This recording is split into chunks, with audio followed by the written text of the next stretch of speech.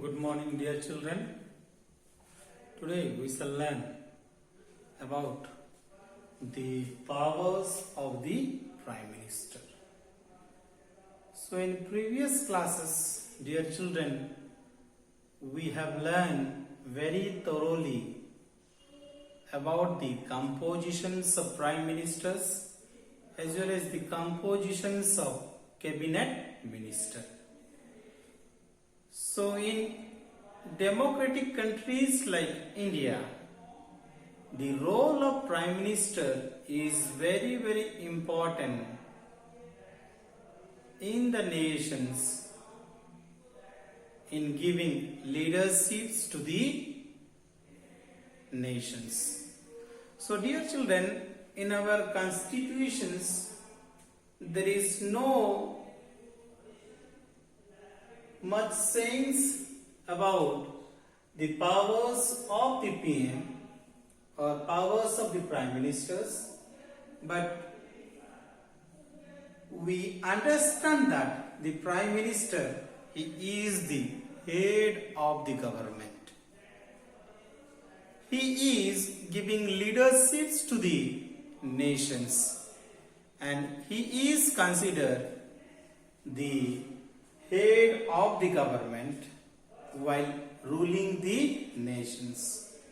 In our nations, we have understood that the president, who is only the nominal head, but the Prime Minister, being the most important persons in the ruling party, he used to exercise all the power, taking major decisions in the betterment of the society, betterment of the nations, and he is the one who gives leaderships to the nations here.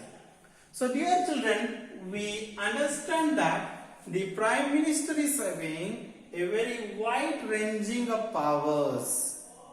He is having more responsibilities in the nations. He used to give leaderships to the nations. He used to coordinate the meetings. He used to play important role in his ministry, in his government. So that is why we understand that the Prime Minister role is very important here. During the parliament sessions, he used to lead the government. As we see that, he used to coordinate the cabinet meetings and he used to see the work of the different departments. So, being the leaders of the nations, being the main leaders of the ruling party, his duty and responsibility is to coordinate the work of the different departments. During the formations of the government, with his advice, the cabinet ministries are formed and he used to distribute the work to the cabinet ministries and he used to see the different departments whether the work is properly done or not. In case of taking any kind of decisions, if there is any disagreement in the ministry, he used to give final decisions on behalf of the government. Since he is the leaders of the nations, leaders of the ruling party, his words are final here. So, dear children, here we see that there used to be a very huge discussions in the cabinet ministry.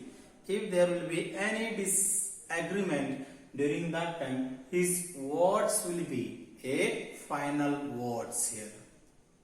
We understand that he used to supervise the different departments, different ministries. He used to see the work. He used to give leaderships to each and every departments, and he used and the leaders as well as the minister who has to work under his control.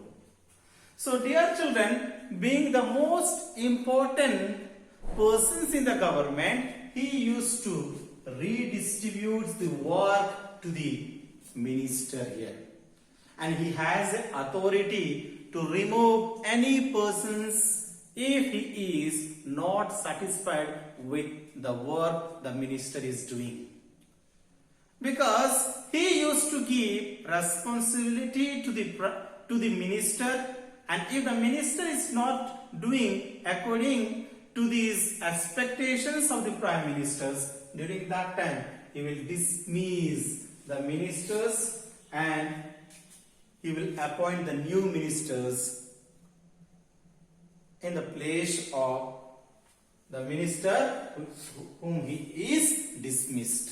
So dear children, here we understand that he has a power to dismiss the minister. If the minister is not doing any work according to the expectations of the prime minister, he will dismiss the minister here. He has a powers to appoint the ministers also. And for that, a person has to become at least a member for the parliament. At least he has to become the member for 6 months. And if he having the capability to lead the ministry, lead the departments, then here the prime minister has a power to appoint the persons who has the caliber to lead the department. But there is a criteria, and according to the criteria, one has to become the member of the houses for at least 6 months. Another important responsibilities which we see here is he used to control the parliament as well as the cabinet ministries through the party.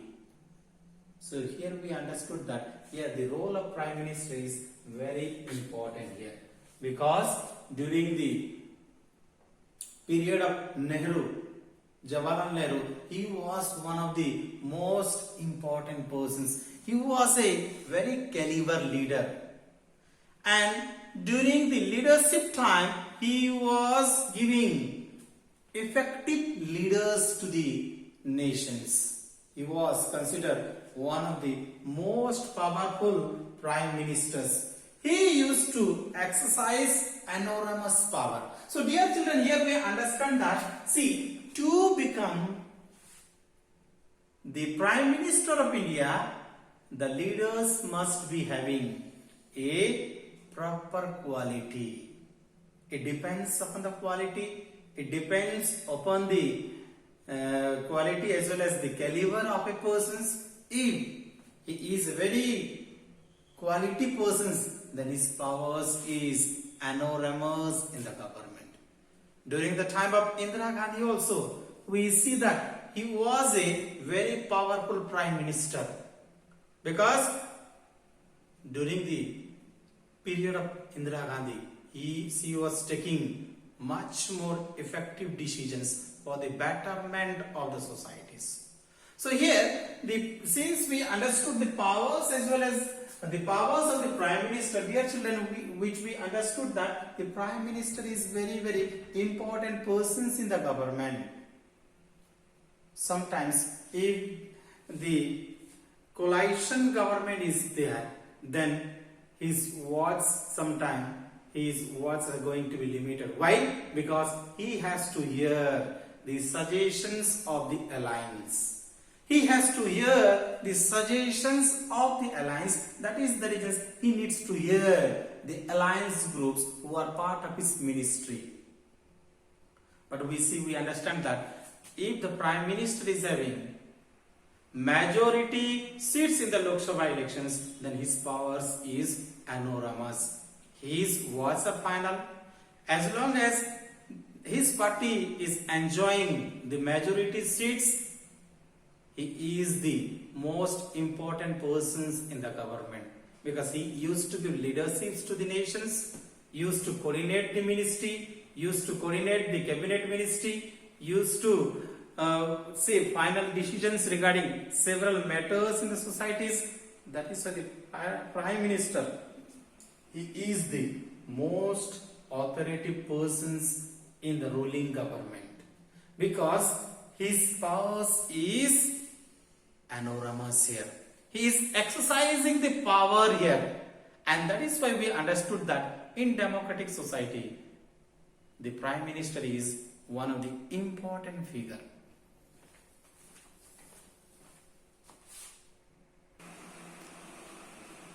So dear children, as we understood that the Prime Minister is the most important figure in the nations. He is the most important persons in the ruling government. Already I have explained you that. In his ruling systems, he is the one who is having wide ranging of powers. He is giving leadership to the cabinet ministry. He is coordinating the works of the department. He is distributing the works to the department. He has the authority to dismiss the minister if he is not satisfied the work the minister is doing. So here we understood that the Prime Minister is enjoying unlimited powers here. But just recently in these modern democracies, with these coming up alliance, we see the limitations of power.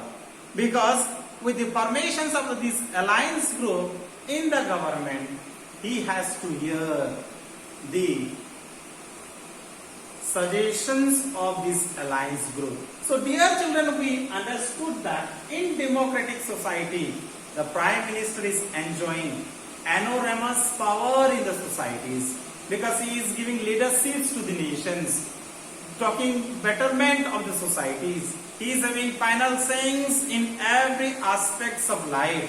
So he is the one who is thinking betterment of the societies. So dear children, as we understood here that the Prime Minister is having wide ranging of powers here. Thank you for listening to me.